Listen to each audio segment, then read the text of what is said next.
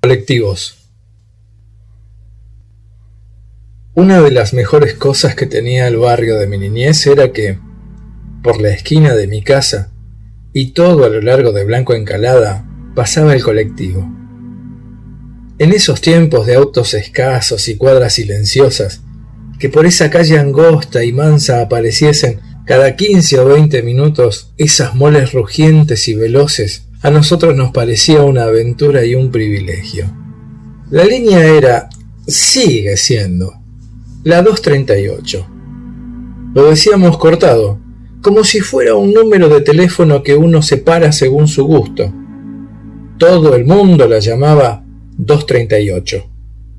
No decíamos 238 como hubiera correspondido. A unas cuadras pasaba el 136 y tampoco sé por qué. La gente lo decía bien. 136. Las dos líneas pertenecían a empresas diferentes. La 238 era de Transportes Unidos de Merlo, la TUM para los íntimos. La 136 era de Transportes del Oeste. Los 238 eran rojos. Los 136 eran celestes. En mi escuela, cada empresa tenía su hinchada y sus fanáticos. Sosteníamos debates acalorados y estúpidos sobre cuál de las dos empresas era mejor, cuál hacía un recorrido más largo, cuál tenía colectivos más nuevos y mejor pintados.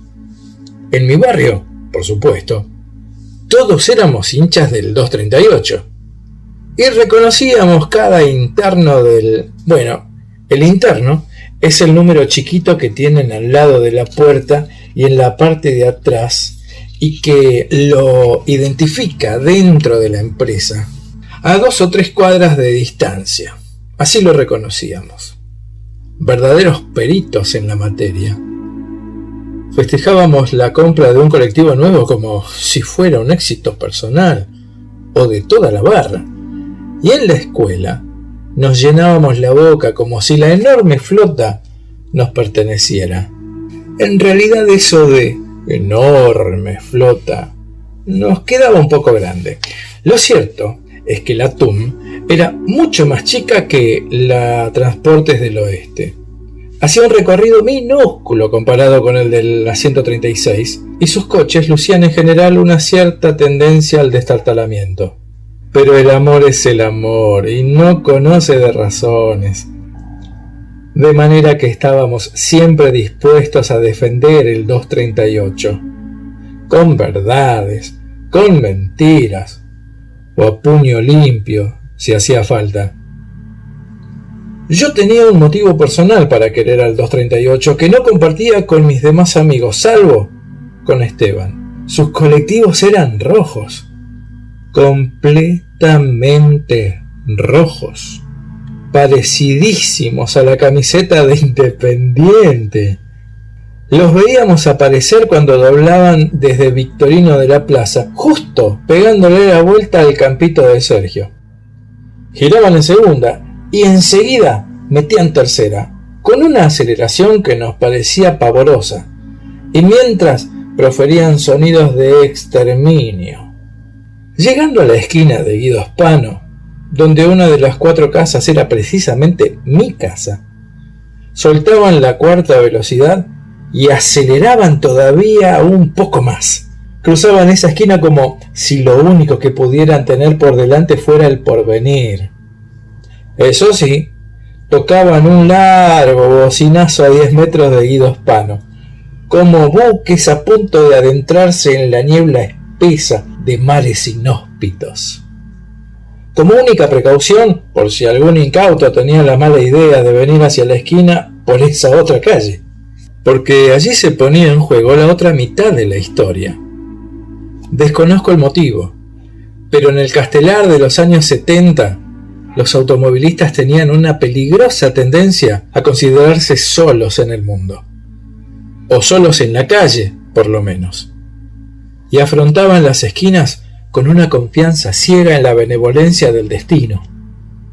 También ellos se conducían como si el único que pudiera existir por delante fuese el futuro. Tal vez había en esa época tan pocas cuadras pavimentadas en Castelar que los conductores querían experimentar un poco el vértigo de la velocidad, o tal vez el aspecto inofensivo de las veredas arboladas disipaban hasta la propia noción del peligro, o todos éramos tan cándidos e ingenuos que suponíamos que nada demasiado malo podría jamás ocurrirnos. Lo cierto es que los autos que venían por Guido Spano lo hacían con el mismo desparpajo, con la misma estúpida confianza que los colectivos. La consecuencia lógica e inevitable era que, cada 2 por 3, colectivos y autos se pegaban unos virulazos de Padre y Señor nuestro. Desde el interior de nuestras casas, el universo de los sonidos se torcía y nos anunciaba el desastre. En lugar de escuchar el rugido creciente del 238 lanzado a 60 por hora, oíamos un chillido sobrecogedor, un raspar helado de neumáticos sobre el asfalto y un topetazo brutal de metales descalabrados y cristales hechos trizas. Entonces los pibes abandonábamos todo, cualquier cosa que estuviéramos haciendo, ya sea deberes, juegos, televisión o merienda, y corríamos a la calle a grito de ¡choque! ¡choque! Aunque no podíamos confesarlo porque nuestros padres nos decían que no había que alegrarse de la desgracia ajena. El espectáculo de los choques nos encantaba, nos seducía, nos emocionaba y nos conmovía. La ventaja de vivir en la esquina era que podía llegar antes que cualquiera de mis amigos y conseguir un lugar privilegiado en la creciente ronda de curiosos. El automovilista siempre era el primero en bajarse, con expresión desorbitada y ademanes enaltecidos. Con paso inseguro, daba 2 o 3 vueltas alrededor de su vehículo, golpeándose los muslos o la frente con cara de «¡No lo puedo creer! ¡Me hizo pelota el auto!». Los colectiveros, en cambio, se manejaban con una calma admirable. Duchos en estos avatares viales, los tipos bajaban a las cansadas, como aristócratas o pontífices, después de haber permanecido largo rato todavía sentados al volante de sus naves repentinamente inmóviles, con la espalda recta y la mano derecha abandonada sobre la expendedora de boletos. Vistos así, desde nuestra modestia de peatones, sus ojos fijos en algún punto indefinido del horizonte, la respiración calma y el gesto inescrutable. Uno podía confundirlos con comandantes de una escuadra de tanques en plena batalla en el desierto. Recién, cuando se sentían listos y dispuestos, descendían taconeando sobre los escalones de chapa, mientras la corbata azul se les balanceaba como un péndulo sobre la camisa celeste. Para entonces, todo el barrio se había hecho presente. No faltaba el comedido que ofreciera hielo para los contusos, consuelo para las señoras angustiadas o recomendaciones para las averías. Es verdad que en aquellos tiempos uno veía con frecuencia a todos sus vecinos, pero a nosotros nos maravillaba verlos a todos ahí, al mismo tiempo, hermanados en la contemplación de la tragedia y en el comentario de sus causas y sus efectos. Era usual que el encuentro cara a cara entre automovilista y colectivero derivase en un recíproco achaque de responsabilidades. «Fue culpa suya». «¿Qué? ¿Cómo dice? ¡Culpa suya!». Y así sucesivamente, hasta que la cosa se deslizaba al terreno de los insultos. Esa era para nosotros una de las mejores partes de la ceremonia. Escuchar hilvanadas una tras otra con una precisión litúrgica y proferidas con la entonación estentórea del himno nacional todas las malas palabras que nuestros padres nos tenían solemnemente prohibidas. Era un deleite mayúsculo. Tarde o temprano, los ánimos se calmaban y los contendientes volvían a sus vehículos a buscar los papeles que necesitaban para denunciar el siniestro a las compañías de seguros. Esa sección ya nos aburría. De manera que los chicos nos lanzábamos como buitres, con escaso disimulo, a revisar el asfalto palmo a palmo, en busca de algún trofeo.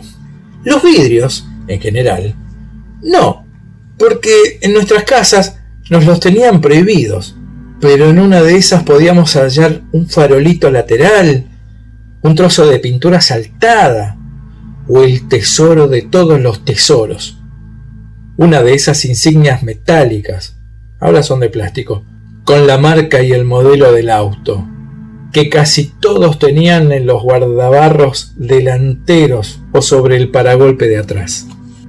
No nos parábamos a considerar que esa liturgia reiterada pudiese encarnar un peligro para nadie. La muerte era, entonces, algo que solo sucedía en los diarios o en las pelis de guerra.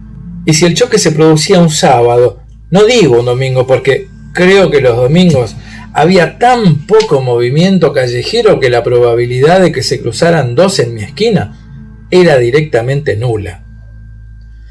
La cosa tenía el atractivo adicional de que mi papá estaba en casa, y si mi papá estaba, asumía siempre un rol protagónico.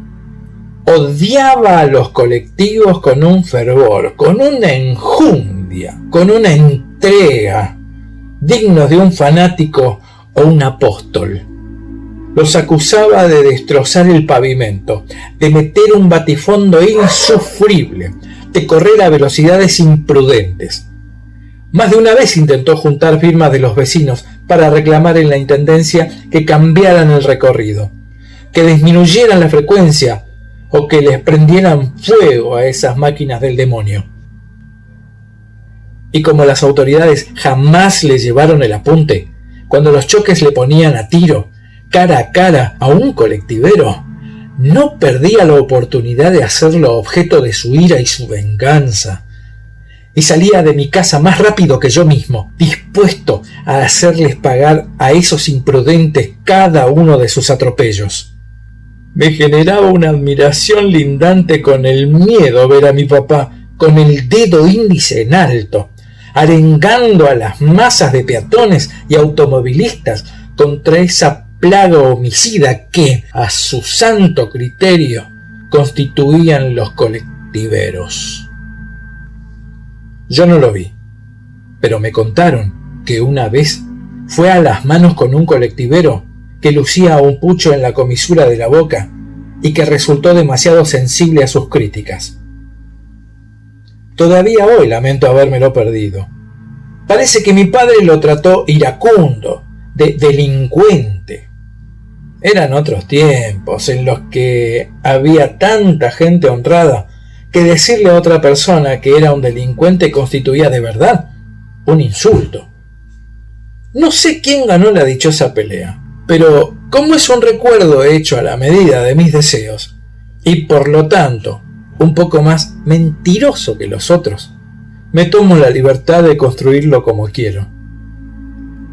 Me gusta imaginármelo a mi papá así, con su uniforme de los sábados consistente en pantaloncitos cortos, camisa sport y calzado con chinelas, con sus 4 pelos locos desordenados en el tole-tole, lanzándole iracundos y certeros manotazos a un colectivero de la 238 que termina por huir despavorido hacia las alturas de su castillo de hierro, mientras el público presente aplaude la venganza del odontólogo justiciero.